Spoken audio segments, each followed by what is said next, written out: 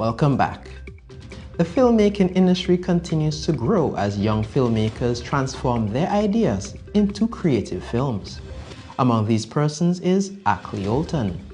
Recently, this hard-working filmmaker spoke with the API about two of his latest films and their importance. Today we're here once again with Mr. Akley Olton, a young filmmaker here in the Grenadines. I understand you have another film out on the market. Will you tell us what's its name and what it's all about? Yeah, firstly, thank you for the opportunity to come through again and to share on what we're attempting or pursuing here in St. Vincent as it regards to filmmaking and I guess the cultural industries. I guess the first place I would like to start is to congratulate Ms. Aiko Rudet on another edition of the Hairuna Film Festival.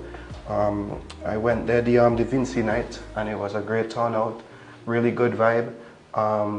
Even in a moment there, you know, like there was a moment when the Q&A was happening and all the Vincent filmmakers was on the like in the front, and there wasn't enough light for the Q&A, so so that people could see, who had made these films, who's these Vincents that made these films. And to my surprise, I hear somebody say, "Turn on the light," and I see the back light for the field come on, and then the front light for the field come on, and I was just like, that's real community engagement there, because even the people who didn't come on the field, people who just lying in the area, even they were watching and they were engaged and they understood that it was important, So I feel like we have to commend Aiko for that.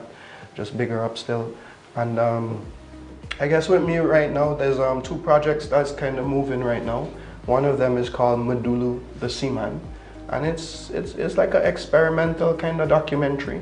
I tried things in it I never really tried before, and I was really free with the form. Some dream sequences, some intent on animation, and I've been working on it for a little while. It had gone through a process where it qualified for a grant that came with some filmmaker training development. It's called the If Then Shots, and it was for most of 2001 to 2002, that period. That's when I was making it and also going to these different avenues to learn things about filmmaking. So the experience, it was like Zoom meetings with different professionals in the United States. So there was a moment when I had a consultation with a lawyer, so you could understand how intellectual property works. And the lawyer went through the laws in St. Vincent and revised the film and sort of like advised me on how to operate so that, I could protect myself. And also how to read contracts and how to understand when people bring in opportunities your way, how to understand the language and be able to decipher it. Always the best practices, Like if there's something you don't understand, it's best you get a professional, And I think it was a very valuable experience for me for the rest of my life as a filmmaker, just to be able to get consultation with these professionals who actually work in the global industry. And I took full advantage of the opportunity there. I wasn't playing, and I made the film. A part of the exercise is also to distribute it, which is to put it out into the world. And that for me is kind of new, because it's I literally the door open and I just put a foot through, but I don't understand it well, because this wasn't something that I learned. It's something I'm learning right now, because essentially I'm just a camera guy. So it's really but basically it's after you make the film and you have the product, it's a product now, you can sell it to different television companies, or if different organization wants to use the film to support what they're doing or to illustrate what they're doing, then they could acquire the rights to screen it and maybe to sell tickets for people to come and see it, and you negotiate how that will go.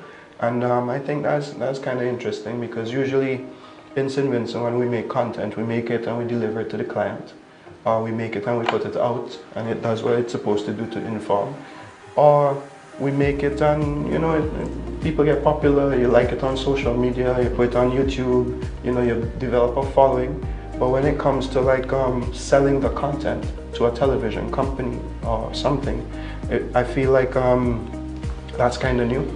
At least I don't know any other examples, if you know, should tell me some. So I could talk to that person to find out what to do, because it's, you know. And so yeah, so that's been happening.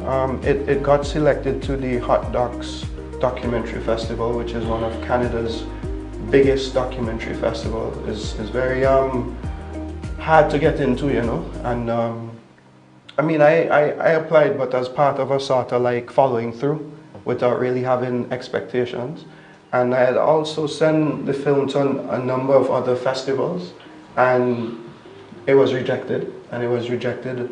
Some of them kind of like wrote and said why, and some of them thought the subject matter was very sensitive, and they didn't know how their audience would receive it, because it's about whale hunting. But the film is a film that sort of like tells you the Vincentian perspective on whaling. And it shares like what it means to be a Vinci interacting with these creatures for food, right? Which is something that a lot of North Americans, Europeans now have issues with. Never mind 200 years ago, they came and implemented the places here, like they literally transplant the whale stations here, taught the people how to whale, right? And they were whaling, they were hunting the whales to get the oil to make soap and to put in you know, all the streets in England in the 1800s, the lamps, it was whale oil. So that's what they were doing with it. We consuming it, we eating it to survive.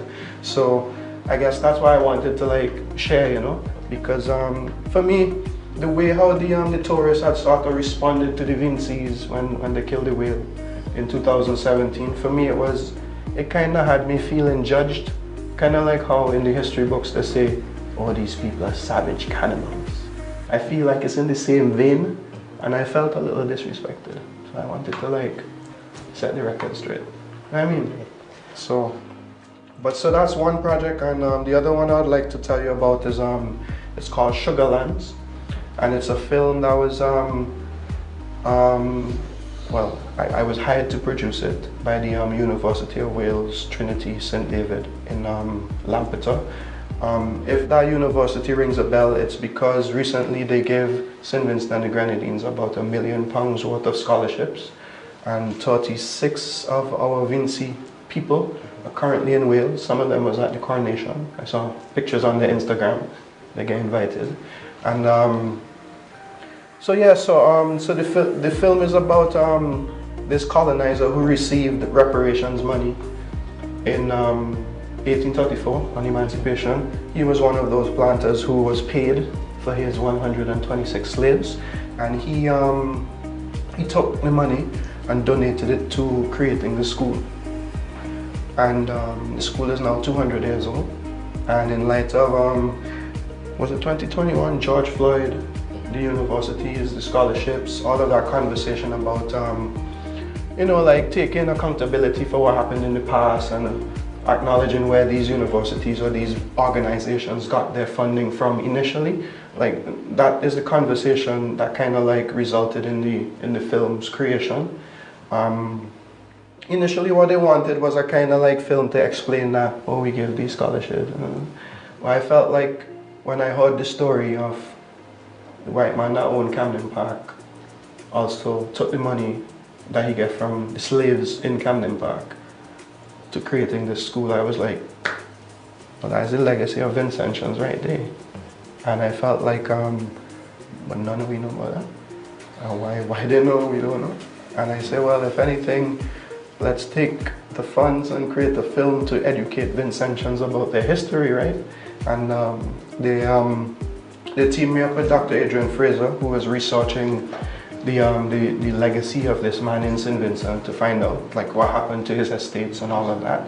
And Dr. Fraser agreed to team up, and we decided to make a documentary that sort of features him going across the island, walking through the remnants of the plantations and explaining how slavery went. And it tells you the entire story from 1763 when the British arrived to the expulsion of the Garifuna, the remnants of the Garifuna, where they were, and all the way up to now. And ultimately, in the end, the film sort of calls for reparations. The ending sequence, it's a bunch of images that I shot during the last visit of the royals. So a little protest had broken out, and that was great to see how people, you know, responding to them in that way. And so I captured those images, and I guess I'm using the project to contribute to that conversation and ultimately join in on the call for reparations, because you know, it's about time. And given that the king was recently crowned, it's kind of absurd that we continue to live in this kind of like perpetual state of colonialism or neo-colonialism, because I mean, how this man could be the king of St. Vincent? Like, what does that mean? What does that mean for us, for me and you? You know, we don't have the rights of an Englishman. So why an Englishman should be the king of our land? You know what I mean? So I feel like that's what that project is about, and now is a good time to have that conversation. So I'm grateful that it showed at the Haruna Film Festival last Saturday, and it's also showing in Los Angeles on the 26th as part of the International Garifuna Film Festival. So I feel like little by little it's just moving within the spheres, just kind of like educating Caribbean people, Vincentian people about how slavery went. And I guess that's what I wanted to share. Thank you so much, Akley, for coming in and talking to us about your two new films. And of course, we wish them all the success. Yeah, man. Thank you for the opportunity. No problem. Big up the camera crew. Come on.